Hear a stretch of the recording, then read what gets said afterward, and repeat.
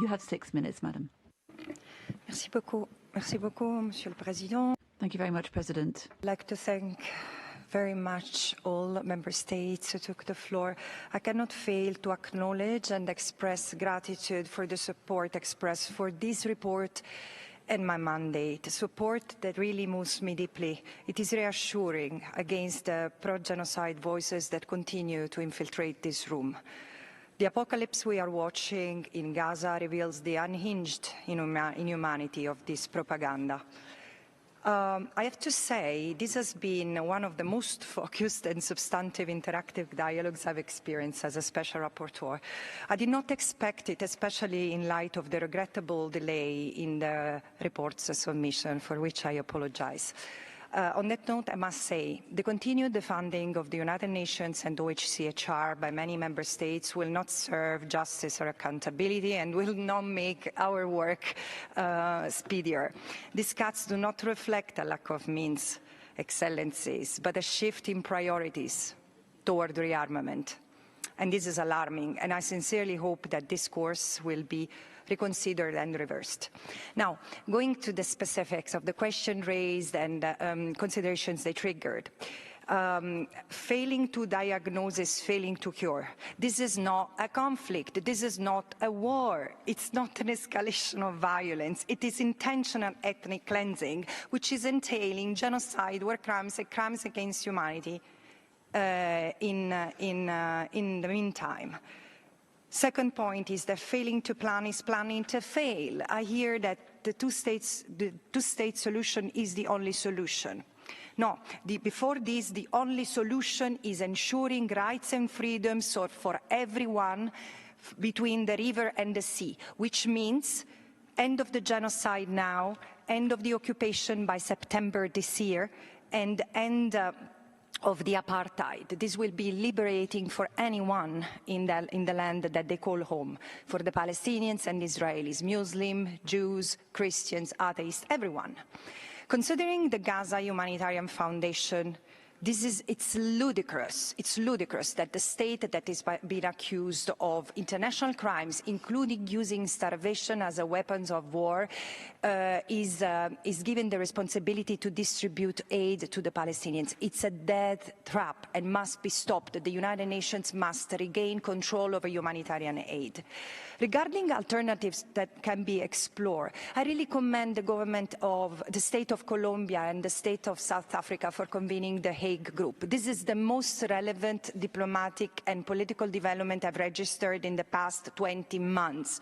It doesn't make sense to resort to political discussion about a peace process that has not translated even in the recognition of the state of Palestine among some of you. So the emergency now, as these two states are proposing, and I hope that many of you will join, is to end the emergency in Gaza, end the blockade, end the occupation, and end the apartheid, but starting with the discussion on how to end the emergency.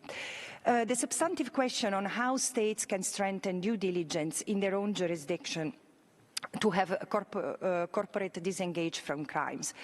Strengthening human rights due diligence domestically implies establishing binding legal obligation requiring businesses to assess, act on, and report risks of involvement. However, under the guiding principles on business and human rights, the threshold for responsibility is a direct link between a company's operation and human rights violations.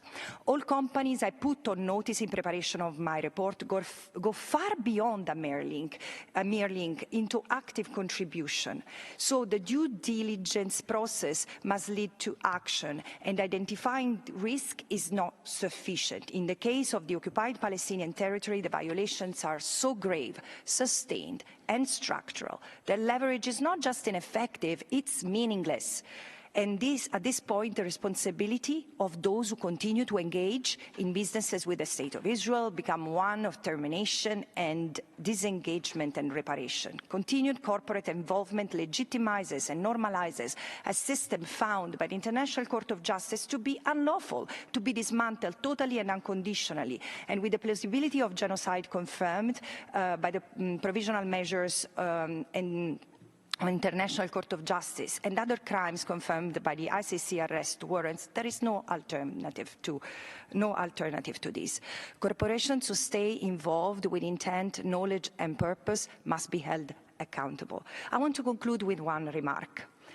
As with reckonings that followed corporate complicity in apartheid South Africa and Nazi Germany, the apocalyptic situation in Palestine poses a defining test. Can global markets exist without enabling and profiting from injustice and impunity? Palestine today is a revealer, a mirror held up to the world's moral and political failure, and ending the genocide and ensuring this is the last crime the apartheid Israel commits against the Palestinians is a moral and legal obligation, and this requires not just outrage and condemnation, but rupture, reckoning, and the courage to dismantle what has enabled it. Thank you.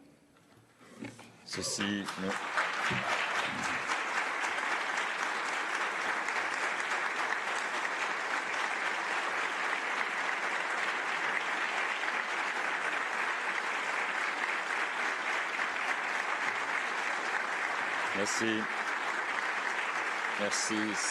Thank you. Thank you very much. That brings us to the end of this interactive dialogue.